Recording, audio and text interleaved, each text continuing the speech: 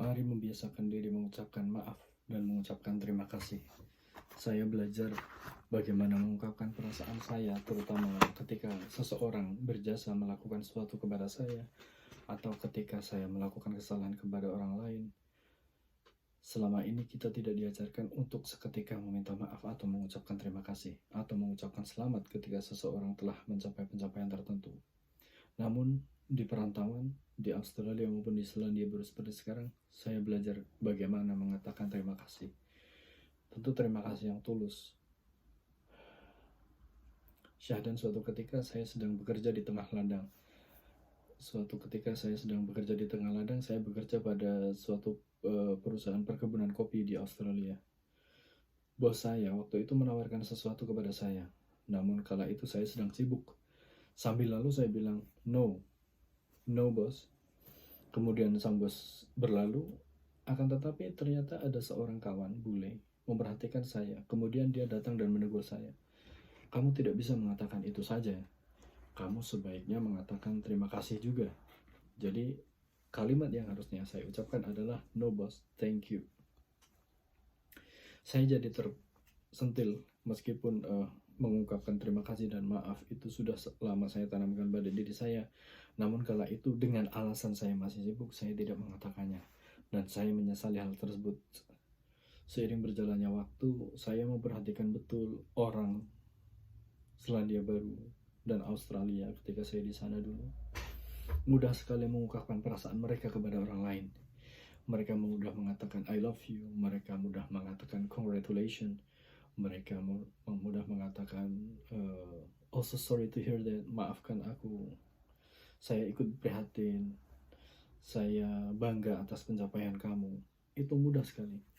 Pertanyaannya, mengapa kita sulit sekali menerapkan hal itu? Mengapa sejauh ini kita tidak mendidik diri kita sendiri dan keluarga kita, anak-anak kita untuk melakukan hal serupa? Padahal tidak ada salahnya melakukan hal itu. Bahkan dalam membangun jati diri bangsa, kita itu sebaiknya memulai dari hal-hal yang kecil seperti itu. Jadi revolusi itu memang dilakukan dari tempat tidur. Bagaimana kita mengucapkan selamat pagi, bagaimana kita mengucapkan selamat makan, bagaimana kita mengapresiasi makanan, bagaimana kita bertegur sapa, selamat sore, bagaimana kita bertegur sapa dengan teman-teman di kantor, di pekerjaan atau di sekolah, selamat siang, selamat malam. Itu tidak kita biasakan. Kita diajarkan namun kita tidak dibiasakan. Jadi itu hanya masuk ke dalam pelajaran bahasa Indonesia. Apa kata yang diucapkan ketika siang hari, selamat siang, namun kita tidak dididik untuk mengatakannya. Mengapa demikian? Apakah ada yang salah dengan pendidikan kita?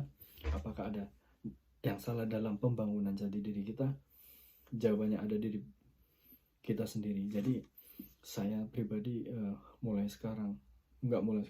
sudah sejak lama berikrar bahwa saya akan lebih peka dalam menyampaikan perasaan. Artinya lebih peka adalah saya akan lebih sering berusaha untuk mengungkapkan apa yang memang sudah sepatutnya saya sampaikan.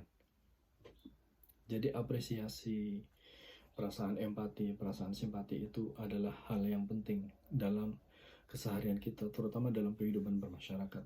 Itulah mengapa negara-negara maju itu menjadi acuan bagi banyak negara berkembang, karena memang negara berkembang seperti Indonesia memang tidak dibiasakan mengatakan hal semacam itu, mengapresiasi, mengucapkan selamat, menunjukkan simpati, empati.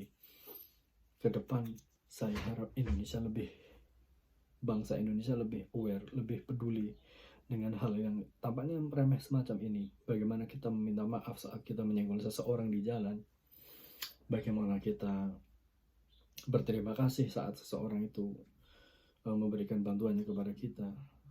Jadi tidak hanya gestur. Selama ini kita hanya terbiasa mengungkapkan rasa terima kasih lewat gestur, lewat anggukan, lewat bungkukan badan, atau lewat gelengan, atau lewat gestur apapun itu.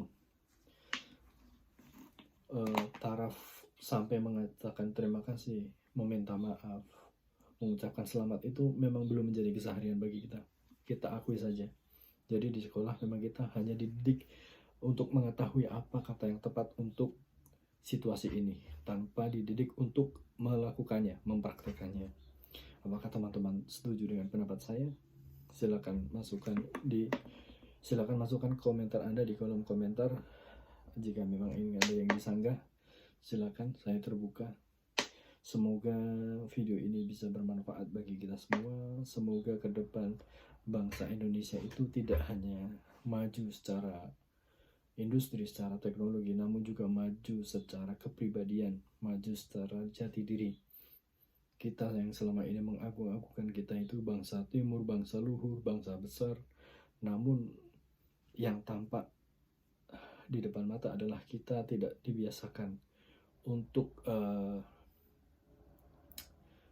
membiasakan diri menerapkan apa yang sudah menjadi ciri khas bangsa maju, yaitu memiliki kepribadian luhur.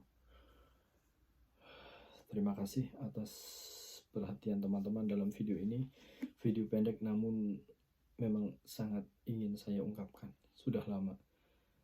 Kita akan berjumpa dalam video-video berikutnya. Mohon maaf jika ada struktur kalimat atau struktur kata ataupun tempo ataupun pemilihan kata-kata yang kurang tepat.